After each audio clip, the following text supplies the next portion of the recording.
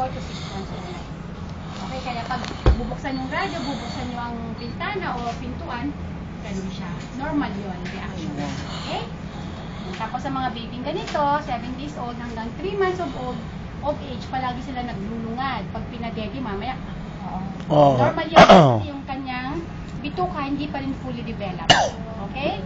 Kaya ang pagpapadede sa bata, mataas ulo. Hindi siya dapat magpapadede ng ganyan. Dapat mas mataas pa. Okay? Pag pinadede na nakahiga. Okay? Tapos, pagka, pinapaport talaga natin para bumaba yung kinain. Hindi niya isusuka. Kasi pag suka, pwede mag-aspirate pupunta sa bata. Okay? Anong gatas natin? Maila. Very good. Tawag dito, pag pure maila ka lang, may mga araw na hindi siya dudumi. That's normal. Lalo na pag kulang ang tubig na pinapainom natin. Pero pag pure milk, breast milk ka lang, 8 to 12 times siyang tatain na day, that's also normal. Hindi siya nagtatae. Pag mix ka, pwedeng madama siyang dumumi, pero baka may mga araw na hindi rin siya dumumi, which is also normal. Okay? Yeah. Okay. Yan, ang mga baby ganito, dapat mas maliit siya kasi maglo-lose weight siya 10% of his body weight for the first 7 days. 6 days pa lang siya ngayon. Ha?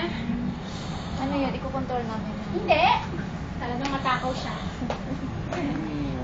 Pero ang gatas siya dapat kasi 1 month pa lang, pa lang siya, 7 days old. So hanggang 1.5 ounces lang siya dapat. Ilan bang binibigay nyo? 2 ounce. Ay, hindi pa niya kayang 2 ounce. Yun ang sabi ng ano eh. Ha? Naubos. Naubos naman niya. Meron parang siyang kulangot dito ba? Tatanggalin mo lang yung pagkulangot. Yan. Kasi nga, tulad ng sinabi ko sa inyo, hindi siya pwedeng ang kanyang, kasi dyan siya huminga eh. Hindi siya marunong huminga sa bibig, di ba? Yeah. Wala naman. Nasa loob na.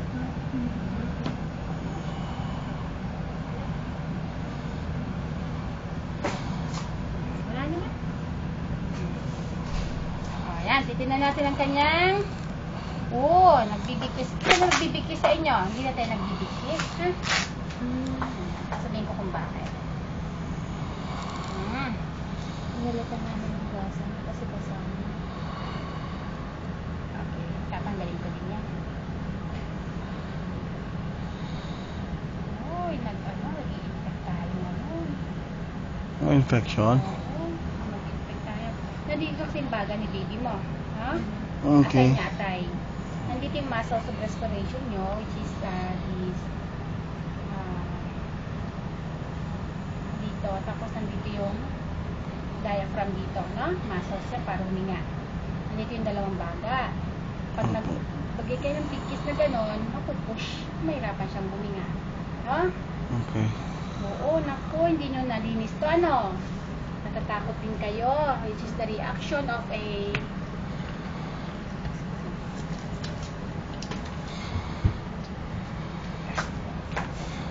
linisan natin ng maayos to, ha? Kasi mag-i-infect na siya. Pag namula yan sa gilid, admission ito, katakot-takot na infection.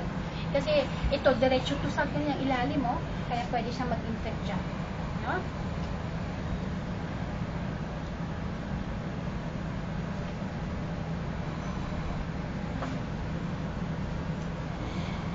Anong pangalan ang first name ni baby? Cave Riley po. Cave. Anong palayaw niya? Cave. Cave. Ako, nag-i-infect na ito. Ha? Natin. Dito ang paglinis, ha? Nag-i-infect na siya. Ano to? Obserbahan mo to for the next 48 hours, ha? Pag namula dito sa gilid, takbo mo kagad dito sa hospital. Ibig sabihin, a-admitin natin siya, no? Kasi ito direct yan sa ilalim niya. Magkakaroon siya ng sepsis, pupunta sa dugo niya, pwedeng pumunta sa utak. Ha? Okay. So, ganito ang paglinis. Ha? Alcohol lang. Oo, 70% ethyl alcohol. Ha? Ethyl. Okay. Okay lang, betadine nilagyan Hindi, wag betadine. Alcohol lang, ha? Dito sa gilid, Yan, ha? Tingnan mo, Takot kayo, ano? Hindi pala, nakita ko siya ngayon. No, I'm sorry, no. I'm sorry, Cave. I'm sorry. I'm sorry, basketball player to ah. Hmm. Wala di daddy. Sige pa eh. Ay.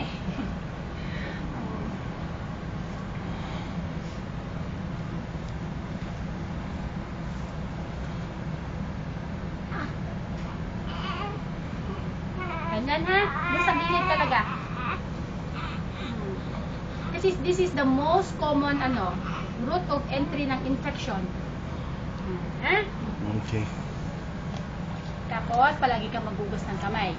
Alcohol, ha? Okay. Nagpapa-breastfeed ka na? Pero Kasi para kasi may hindi siya protection sanay sa nipples.